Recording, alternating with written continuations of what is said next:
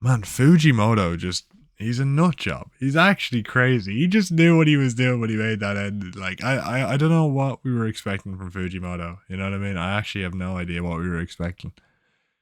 Man, it's weird that Chainsaw Man is ending. Like all these different series that started years ago are now ending. It's really weird to me. It's sitting with me in a weird way, but I don't feel ready for it. Like, Chainsaw Man, yeah, it felt a bit rushed at the end and it felt a bit strange.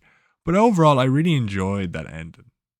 Like part two as a whole has been a very weird experience. Like I caught up to Chainsaw Man when part one ended. And everyone was talking about like it was the greatest thing ever. Greatest thing since sliced bread, man. Oda could never. Do you know what I mean? That's what I was hearing from the community when Chainsaw Man Part One ended. Like everyone was on top of the world. They were like, "This is crazy. This is the most incredible shit ever." People who hadn't watched or read anime before was like, "Chainsaw Man's crazy, man." I'm like, "What? How are you telling me this? You don't watch anime. What are you doing?" But they're all like, "Chainsaw Man is incredible, right?" And so I hopped on it. 97 chapters of mad, crazy stuff. Just people being a person, just expressing the weirdest shit imaginable. But it was fun. It was enjoyable. It was a character study on someone trying to live a better life. It was very interesting. I really, really enjoyed it. And I love a bit of action, man. Oh, for as much as you just complain about the art, right? When Chainsaw Man is on screen, it's sick. The rough style suits the combat. It was great. It was so much fun. And the characters were so real. They felt so what's it, grungy. They felt so real, realistic, so flawed. It was fascinating, you know? It was an interesting way of writing. And then with part two, he continues that on, makes it a bit more episodic, changes the main character, makes her incredibly flawed, incredibly strange. Not entirely likable. You're rooting for her, but she's kind of making decisions where you're like, I don't agree with that, or that's strange, or that characteristic is off, right? But in a way where it's like increasingly intriguing to read because what is this? What is he going? What's he going for? What's he trying to write?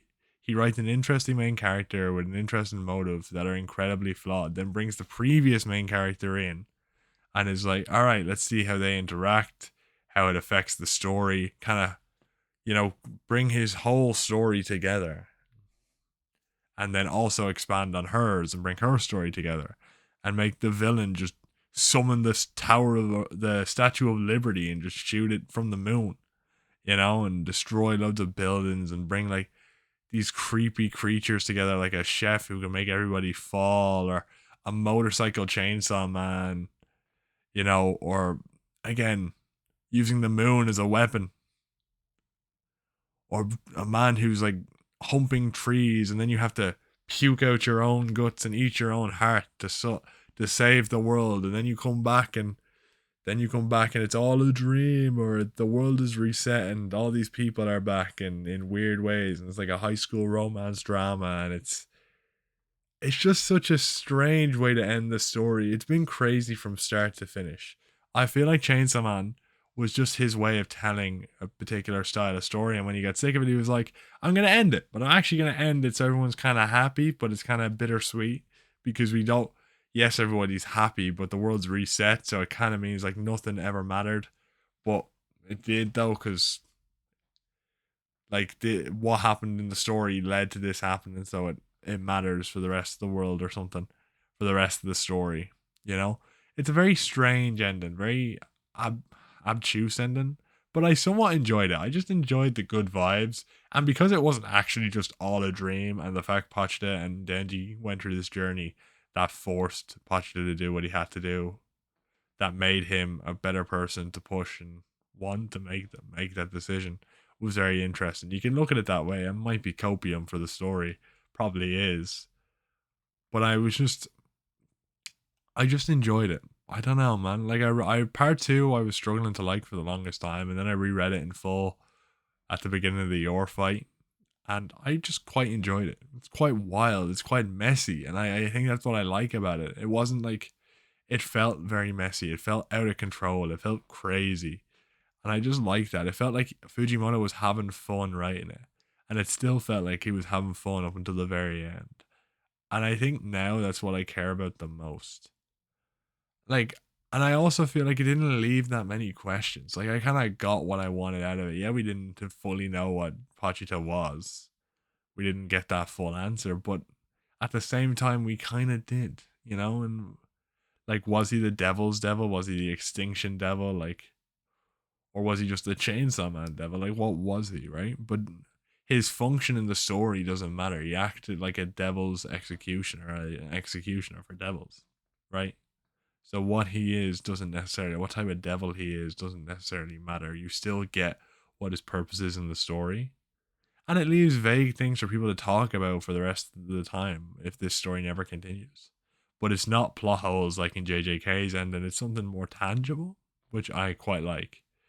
And obviously this adaptation is going to be incredible. Like this gives Mappa so much material. We saw what they did with like the Reze arc, which is one of his best works. Like they're gonna pull this crazy stuff off that happened in this Yoru fight, and just in mad, unbelievable ways, with some weird ass characters, weird ass voices, weird ass scenes.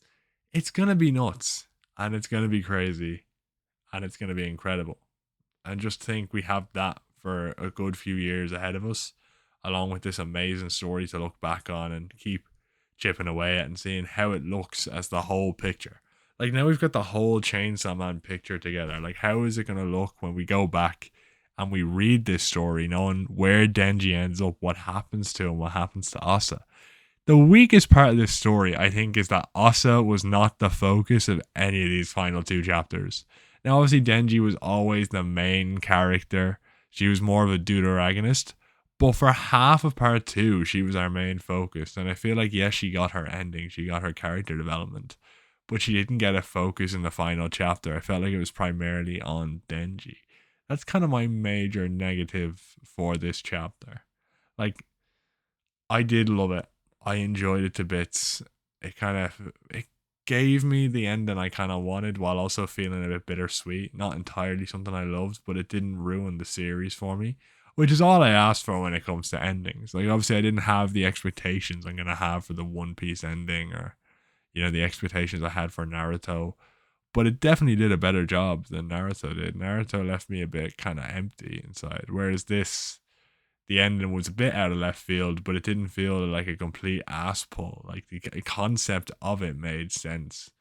Whether the way it was done did, I don't know. But the ideas were something I could kind of, I understood and I enjoyed, and the vibe at the end of the day, the way it ended, the feeling of how it ended was enjoyable. I enjoyed that in the long run rather than like, oh, some secret person was planning this all along. Like it at the end of the day, the ending of the story came down to Denji and Pachita, just like it began. It wasn't like some random thing out of nowhere like Naruto was. It came from somewhere. Rather the reset of the world, did that come from somewhere? It was kind of mentioned that it happened before, but not entirely. And we didn't know Pachita had that power, but it was still related to the characters that were pre-existing. So I know it didn't feel as ass pully as like Naruto's ending. I was actually quite happy with how Chainsaw Man ended.